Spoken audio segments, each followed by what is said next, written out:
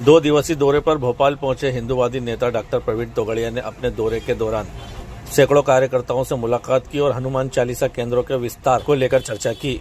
नए भोपाल के board office चौराहे पर उनका जोरदार स्वागत भी किया गया, जहां बड़ी संख्या में कार्यकर्ता मौजूद रहे। मध्य प्रदेश में मोनालिसा और फरमान के विवाह को लेकर विवाद लगातार गहराता जा रहा है। इसी बीच भोपाल पहुंचे डॉक्टर प्रवीण तोगड़िया के बयान के बाद मामले ने और तूल पकड़ लिया है। मीडिया से बातचीत में डॉक्टर प्रवीण तोगड़िया ने मोनालिसा को लेकर टिप्पणी करते हुए कहा कि पहले वहां रुद्राक्ष की माला बेचती थी और अब कलमा पड़ रही है। घर वापसी के सवाल पर उन्होंने कहा कि अगर ऐसे मामलों को रोका जाए तो वापसी की जरूरत ही नहीं पड़ेगी। उन्होंने दावा किया कि देश भर में लव जिहाद चल रहा है और इसे रोकने के लिए हर स्तर पर प्रयास जरूरी है। साथ ही उन्होंने कहा कि उनकी कोशिश है कि कोई भी बहन बेटी इसका शिकार न हो। आपको बता दें, खरगोन जिले के महेश्वर की रहने वाली मोनालिसा ने केरल में फरमान से विवाह किया है। इस घटना के बाद राजनीतिक बयानबाजी तेज हो गई है।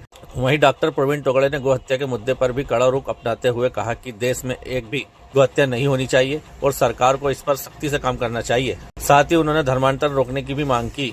हिंदू समाज की एकता को लेकर उन्होंने कहा कि यहाँ किसी सरकार पर निर्भर नहीं है, बल्कि पूर्वजों की परंपरा और सांस्कृतिक विरासत में निहित है। उनका कहना है कि हिंदू समाज हर परिस्थिति में अपनी पहचान और एकजुटता बनाए रखता आया है और आगे भी बनाए रखेगा।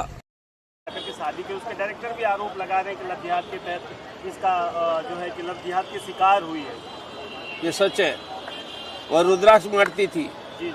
अब कलमा पढ़ने लगी है, गलत है।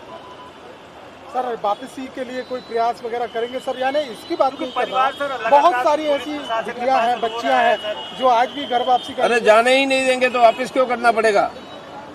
जाने क्यों देंगे? क्या गौ मास को लेकर बड़ा चल रहा है? गौ हत्या नहीं होनी चाहिए। ये देश में गौ रक्षा होनी ही चाहिए।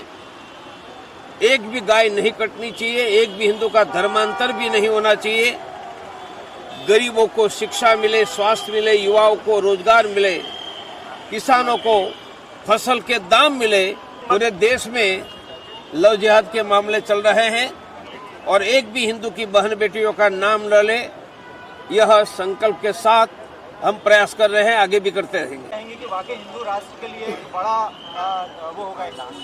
अरे भाई, लोकतंत्र नहीं था तब भी हिंदू एक था, मुगल आए तब भी एक था, अंग्रेज आए तब भी एक है।